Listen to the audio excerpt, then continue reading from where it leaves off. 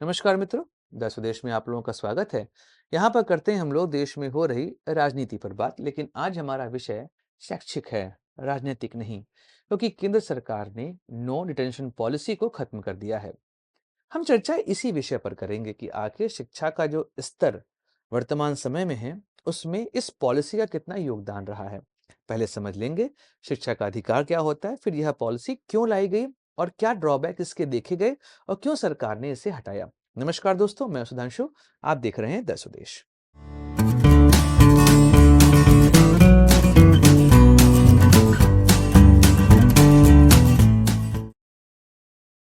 शिक्षा के अधिकार की फिर चलेंगे इस पॉलिसी के ऊपर। 2002 की बात है, 86वां संविधान संशोधन लाया गया। इसके माध्यम से फंडामेंटल राइट्स में आर्टिकल 21 ए जोड़ा गया, जिसके माध्यम से फ्री एंड कंपल्सरी एजुकेशन का प्रावधान यहां पर लाया गया कि 6 से 14 साल तक के बच्चों को फ्री एवं कंपल्सरी एजुकेशन यहां पर प्रोवाइड की जाएगी। अच्छा, यह एक मूल अधिकार था। हर बच्चे को अधिकार दिया गया कि भाई आप पढ़ाई कर सकते हो। और उसी समय सर्व शिक्षा अभियान भी शुरू किया गया था। स्कूल चले हम बहुत फेमस उस समय कोटेशन दिया था अटल वाजपेयी ने। फिर 2009 में उस समय यूपीए की सरकार थी, उन्होंने कहा कि जो पुरानी पद्धति जिसके माध्यम से इवैल्यूएशन किया जाता है, वह तरीका सही नहीं है, इससे बच्चों के ऊपर दबाव बहुत बन रहा है। तो सरकार ने क्या किया कि एक नया संशोधन विधेयक पेश किया। इसके माध्यम से कहा गया कि एक नए तरह का मूल्यांकन हम यहाँ पर लेके आएंगे, जिससे बच्चों के ऊपर दबाव कम हो। इसको नाम दिया गया कॉम्प्रिहेंसिव एंड कंटिन्यूअस इवैल्यूएशन। यह एक नई प्रणाली थी। इसमें बच्चों को फेल नहीं किया जाएगा, बच्चों में लगातार सुधार करवाया जाएगा कि वो पढ़ने के लिए प्रेरित हो सकें। यह यहाँ पर एक कॉन्सेप्ट रखा गया। लेकिन समय के साथ देखा गया कि कुछ दिक्कतें यहाँ पर आने लगी। दिक्कतें दो थी। पहली तो छात्रों के अंदर कंपटीशन की भावना जनरेट नहीं हो रही थी। उन्हें पता था कि वह फेल नहीं होंगे और इस वजह से वह उस सब चीजों को बहुत ध्यान से शिक्षा को लेते नहीं थे। और शिक्षकों ने भी बहुत कैजुअल तरीके से पढ़ाना शुरू कर दिया। उनको पता था कि वह बच्चे को फेल नहीं कर सकते, तो वह बच्चों पर ध्यान देना बंद कर दिया। ऊपर से माता और पिता, उनका भी रोल यहाँ पर आया। उनको लगा कि उनका बच्चा पास हो रहा है, तो वह फिर इस चीजों पर ध्यान देना बंद कर दिया। इस वजह से 2010 से 2024 तक के बीच में 14 साल में देखा गया कि बच्चों का जो स्तर है वह धीमे धीमे कम होने लगा, खराब होने लगा। मेरा जो अपना एक्सपीरियंस रहा है, 2017 में मैंने पहली बार छोटे बच्चों को पढ़ाना शुरू किया। क्लास 6, 7, 8, 9, 10 में। उसके पहले मैं इंजीनियरिंग में पढ़ाता था। लेकिन मुझे लगा कि बच्चों पे काम करना आवश्यक है। इस वजह से मैंने यहाँ पढ़ाना शुरू किया। तो एक चीज समझ में आई कि जो 6, 7, 8 के बच्चे हैं, वह पढ़ाई को सीरियसली ले नहीं रहे थे, क्योंकि उनको पता था कि वह फेल नहीं होंगे। बच्चा अगर खुद से सिंसियर है, तो वह इस बात को समझता था, वह पढ़ाई करता था। लेकिन हर बच्चा ऐसा नहीं होता। कई सारे बच्चों को समझाना पड़ता था कि पढ़ाई तुम्हारे लिए महत्वपूर्ण है। लेकिन जब इवैल्यूएशन का तरीका सही नहीं होगा, तो उसका जो रिजल्ट है वो हमको सही देखने को मिलेगा नहीं। बच्चों के अंदर वो कॉम्पिटिटिव जो फीलिंग होती है उसको जनरेट करना आसान नहीं रह गया था। उनको समझाना कि पढ़ाई उनके लिए कितनी महत्वपूर्ण है, यह आसान नहीं था। खेल के माध्यम से पढ़ाना बच और सब्जेक्ट की सीरियसनेस को समझाना, यह बहुत ईज़ी टास्क नहीं रह गया था मेरे लिए भी और बाकी टीचर्स के लिए भी।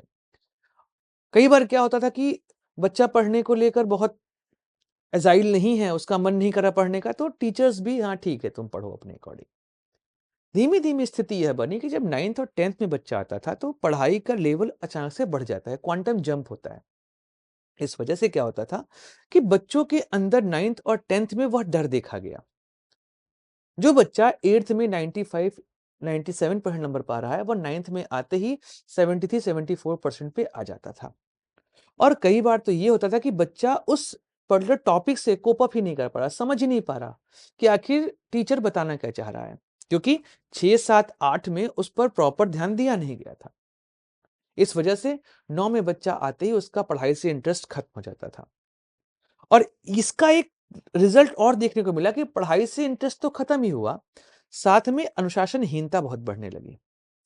और वह अनुशासनहीनता इस हद तक पहुंच जाती थी कि कई बार बच्चों को नियंत्रित करना मुश्किल हो जाता था। क्लास 10th आते ही समस्या और बढ़ जाती थी। बच्चे पढ़ाई से दूर भागना शुरू कर देते थे। और यह जो नो डिटेंशन पॉलिसी थी, इसकी वजह से समस्या जो है वो बढ़नी शुरू हो चुकी थी। कई सारे राज्यों ने सरकार से अनुरोध किया कि इस पॉलिसी को खत्म किया जाए। तब 2017 में एक विधेयक लाया गया। इस विधेयक के अनुसार इस पॉलिसी को इवैल्यूएट करने की बात की गई और फिर यह समझ में आया कि सरकारें यहां पर इस पॉलिसी को खत्म करने के लिए इच्छुक दिखाई दे रही थी। तब 2018 में सरकार ने कहा कि जो राज्य सरकार चाहे वो अपने यहां से इसको हटा सकती है, पर केंद्र सरकार अपने यहां इसको होल्ड करती है। 16 राज्य और 2 केंद्र शासित प्रदेशों ने अपने यहां से इसको हटा दिया और केंद्र सरकार ने इस बार इसको यहां से हटाया है। देखिए, नो एजुकेशन पॉलिसी का जो मेन पर्पस ये था कि बच्चों के ऊपर पढ़ाई का दबाव ना आए और बच्चे यहाँ पे सही तरीके से पढ़ते हुए आगे की ओर बढ़ें और एक नया मूल्यांकन पद्धति यहाँ पर इंप्लीमेंट किया जाए। पर रियलिटी इससे हटके हो गई।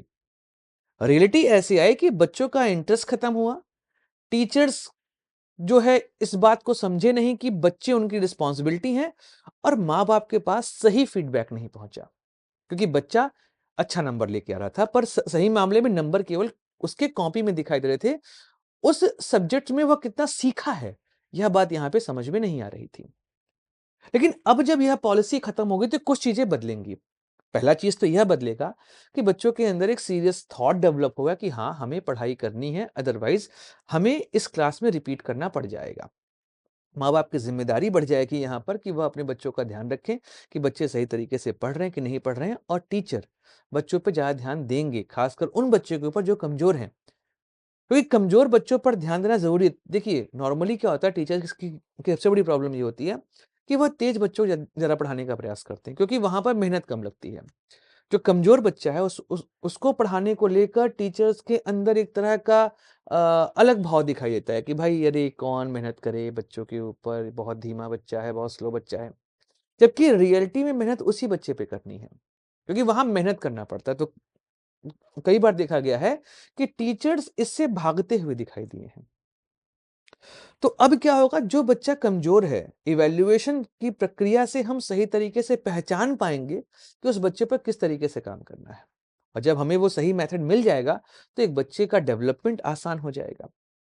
लेकिन यहाँ पर वो 1990-2000 वाला जो हमारा दौर हुआ करता था, वो दौर यहाँ पर ना रिपीट हो जाए, क्योंकि उस दौर में फेल करना टीचर्स की इच्छा पे होता था कि टीचर्स फेल करना चाहते थे। फेल करने की बात यहाँ पर नहीं है, यहाँ पर बच्चे की सही इवैल्यूएशन की बात है। क्योंकि हर किसी के ऊपर अगर दबाव पड़ेगा तो फिर वह सही तरीके से यहाँ पर काम करेंगे। विदाउट प्रेशर हम काम नहीं कर सकते। प्रेशर की रिक्वायरमेंट होती है, पर ओवर प्रेशर होना ये ठीक नहीं है। तो एक अनुपात में, एक बैलेंस फॉर्म में अगर प्रेशर पेरेंट्स के ऊपर, बच्चे के ऊपर और टीचर्स के ऊपर रहेगा तो उसका प्रभाव हमको देखने को मिल जाएगा और एक सही डेवलपमेंट बच्चे का यहाँ पर हम देख सकते हैं।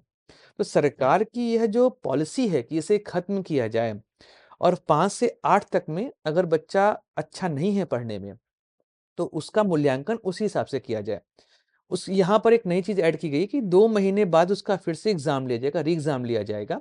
मान लीजिए मार्च में पेपर हुआ, वह बच्चा नहीं पास हुआ, तो मई या जून में पेपर होगा। अगर वहाँ पर भी पास नहीं हुआ, तो फिर उसे उस क्लास को रिपीट करना पड़ेगा। यह प्रक्रिया ज़्यादा अच्छी है। इसके माध्यम से बच्चा सब्जेक्ट को सही तरीके से समझेगा, उसकी सीरियसनेस समझेगा यहाँ पर। और फिर जो डेवलपमेंट हम चाहते हैं वो डेवलपमेंट बच्चे का यहाँ पर हो पाएगा। और फिर 9th-10th में जो समस्या एज़ अ टीचर मैंने फेस की है, वह समस्या नहीं आएगी। लेकिन इसकी गारंटी नहीं है, क्योंकि कई बार क्या होता है कि कई तरह के सिस्टम आप लगा दीजिए, फिर भी आपको वैसा आउटपुट नहीं मिलता जैसा आप चाहते हैं। फिर भी इस पॉलिसी को खत्म करके सरकार ने बहुत अच्छा काम किया है, क्योंकि आने वाले समय में इसका इफ़ेक्ट आपको देखने को मिलेगा। सीरियसनेस बढ़ेगी शिक्षा को लेकर। दोस्तों, यह था मेरा व्यू इस विषय पर। बाकी चर्चाएँ करते रहेंगे। मिलेंगे अगली वीडियो में। Like, share, subscribe the channel. जय हिंद, वंदे मातरम। भारत माता की जय।